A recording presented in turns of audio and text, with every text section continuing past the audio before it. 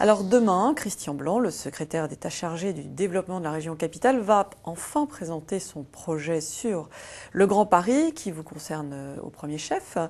Alors est-ce que vous aurez la même attitude vis-à-vis de ce projet que celle que vous avez eue vis-à-vis de la réforme territoriale que vous aviez dénoncée comme une régression démocratique ?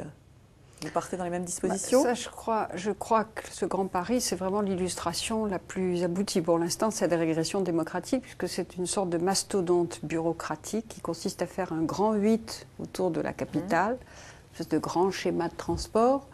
Pourquoi pas, sauf que ça ignore complètement les problèmes quotidiens des Franciliens, c'est-à-dire les problèmes de saturation du métro, du RER, les problèmes de logement.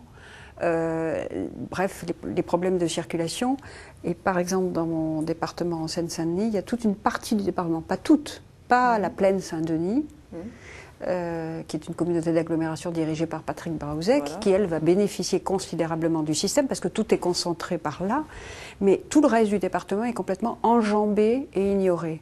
Et donc, nous disons-nous, on ne veut pas de ce mastodonte bureaucratique qui sera dirigé d'en haut, il faut faire le projet du Grand Paris, nous ne sommes pas contre, bien sûr, avec les collectivités territoriales pour être au plus près des préoccupations quotidiennes des Franciliens qui vivent quand même beaucoup de galères et éviter, si vous voulez, de faire quelque chose d'imposé d'en haut.